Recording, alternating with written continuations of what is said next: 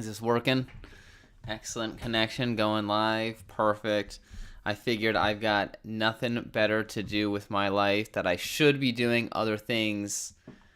I don't even know if I have this titled correctly. Media Philosophy live stream. Let's try to fix this right now. So I should be editing right now. All right, there we go. Because this is the top tier content that everybody comes to YouTube to see. You know, you can see life changing things on YouTube. You can get any sort of education that you can really ask for here on YouTube. It is bananas that I bet in like 50 years time there will be some sort of like formal Google like degree where people will just have to prove they watch like X amount of hours of like a certain subject on YouTube Educator. It'll probably be called like YouTube Educator or YouTube University. Either way, you could probably get like doctor degrees, you know, like, I mean, because really what is just school except just having to sit there and like absorb so much information.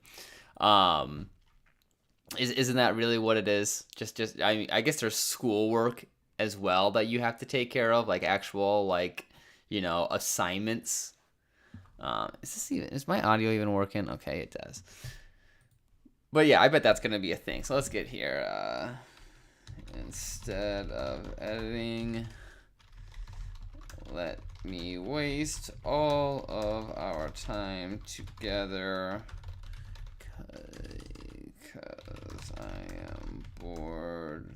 So let's hang out. I think that's probably the worst description anybody's ever done, but I think that'll work. And let's just throw in some hashtags in there for a good time, you know? Because really, in the 21st century, if you don't have a hashtag behind something, did it even really exist? I mean, and it is funny, like, when you talk to younger, and I'm talking about, like, younger kids, like 3 to 6, I think they don't even are aware that there is, like, a number sign, you know, like the pound sign. This symbol has gone through so many changes throughout the ages. But yeah, I'm pretty sure they just know it as a hashtag sign, which I think is hilarious. Board, hashtag hangout, hashtag, I guess, help me, I guess is what we could really be calling it. Oh, my cat's crying at me.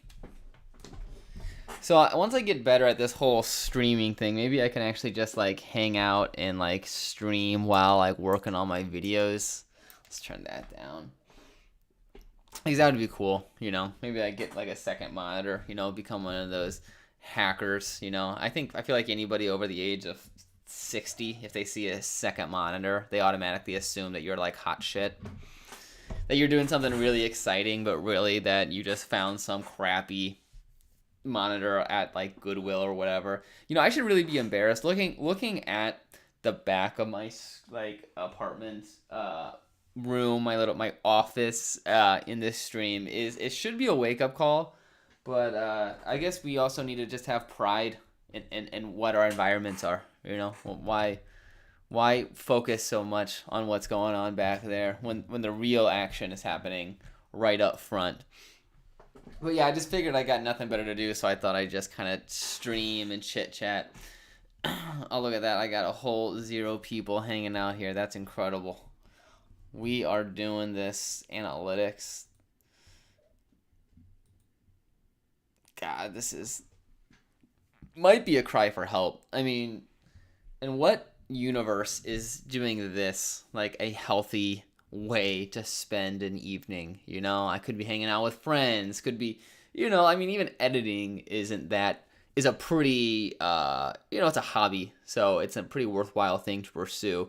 But instead I'm literally just talking into my crappy little Logi webcam here and hoping to wrangle a few viewers. You know, I got my fishing net with my terrible thumbnail. I got my great title here that's totally going to entice people. Am I allowed to move this? I'm talking to people. Is that screwing things up? But maybe I should do this more often, especially once I kind of get some other stuff set up. I'm just kind of experimenting with a bunch of stuff. I don't like looking at myself when I'm streaming, because then I feel like I'm looking here and I'm not like looking at the camera and stuff like that. I think it really just throws things off.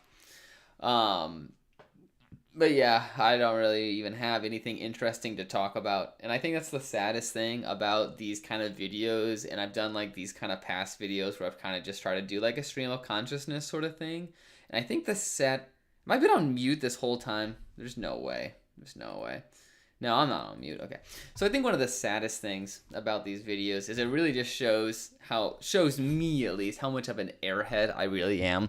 Like seriously, some of those videos where I'm just talking to the mic without even thinking, it sounds like somebody who has zero grasp on the English language, or just has no idea how to go from like abstract thought into like physical words. Like my tongue, there's like a huge disconnect between what's going on up here and what's coming out here. Well, maybe there's not, because maybe there's just nothing going on either way. So it's like, how can you translate there's nothing? It's like multiplying by zero. If the mind is zero, then what's the tongue gonna do? What's the mouth gonna do? Absolutely nothing. And that's what I've kind of learned in those other videos. So I figured that's all those videos are, just low effort, basically streams of me just talking about nothing that's even important. I figured, why not do this? I don't even think this is on the right setting. There we go. I wonder if that's gonna help anything. I'm so oddly, I'm stupid when it comes to audio things.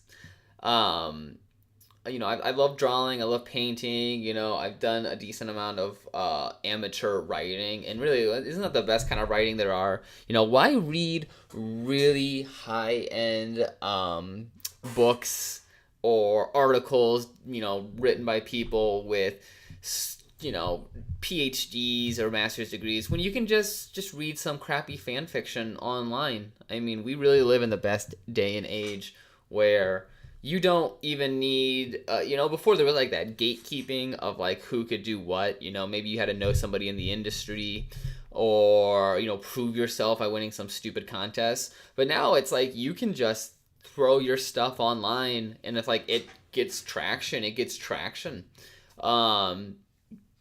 I mean, just think about how those, like Twilight, I'm pretty sure, not Twilight, but 50 Shades of Grey started as a Twilight spinoff, is what I've heard. Not spinoff, a fan fiction. And I think that's probably one of the most inspiring things that anybody can ever discover. I think there would be a lot of people that would like make fun of that. But first off, good for whoever, wrote 50 Shades of Grey, making millions of dollars now from a fan fiction.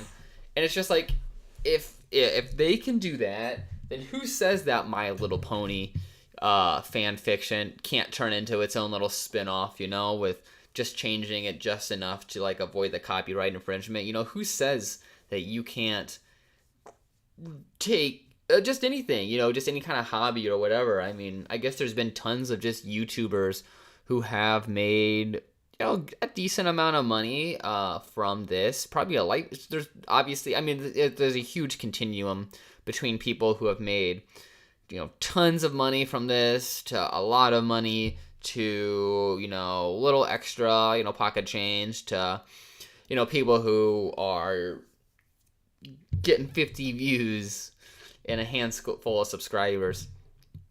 But I guess it's about the marathon. It's not about a quick journey. YouTube, it's about like a long trek.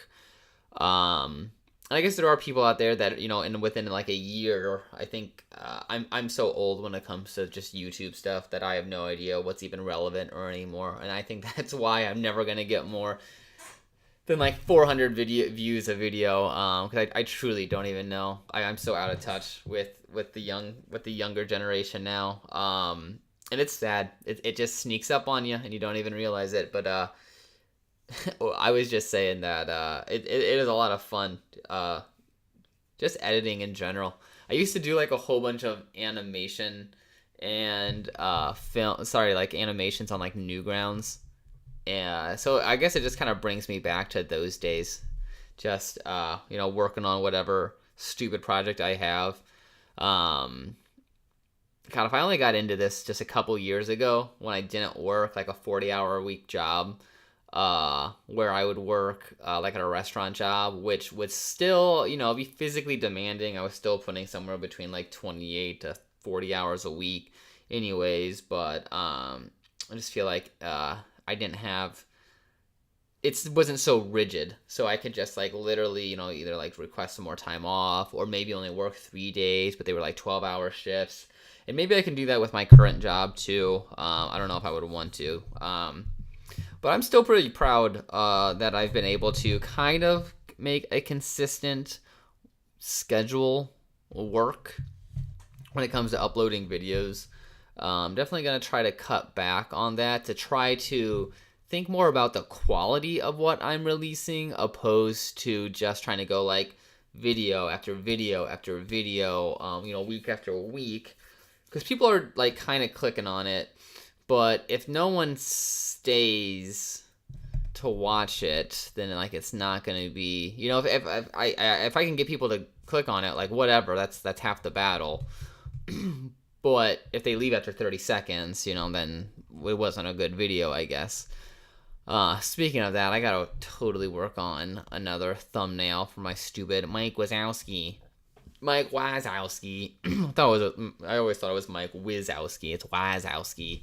But anyways, I gotta probably make another stupid thumbnail about that.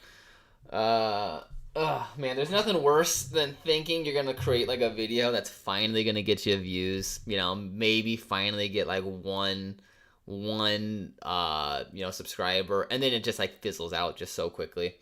And I guess that's part of the fun is the disappointment. You get like the hopes, and then you just like lose it so quickly.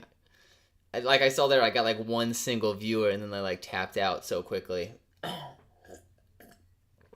I got flustered. I saw one person in the stupid concurrent viewers. Like I said, I can't even freaking speak. I saw one person there. I totally lost it. I lost my cool. I shouldn't even look at that. I should just look away from everything so I don't even know what's going on. There. Somebody, if I can sit here and see if somebody chats me, but otherwise I won't be able to see anything. But anyways, I think that's part of the fun of being a small YouTuber. Is still having that hope, still having those dreams that something could happen, I would imagine that you get pretty jaded pretty fast as like a big YouTuber.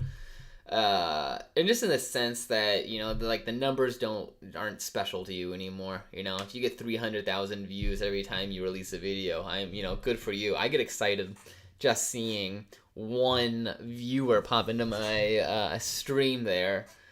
But just seeing like a handful of views come on like old videos, I love it. I can't look at that YouTube analytics tool for too long though, or else I will just. It's like trying to figure out why you failed a test and there's only one multiple choice question on the test. There's not much to study. When you have analytics that are meant to be used for people that are getting 10,000 views a minute, getting 30 views over 90 days, that's not really going to tell you much. But like I said, it's all at this stage it's just about raising your hopes and then just dashing them so fast. It's like that Futurama, that stupid little orphan Futurama character that does he even have a name, or is he just Orphan? Futurama was such a great show. I'm really, really hopeful for the reboot that's coming over to Hulu. And of course, it's never going to capture that magic of the first Futurama. I don't know if it was just like the money that they had or the writers or what happened. But those like first like 5 seasons that were on Fox, and even those like couple like movies, whatever, like Beast with a Million Backs or whatever, the Bender's Big Score, those were even really good. But a lot of the like newest seasons. Now my dog's freaking out. Bye.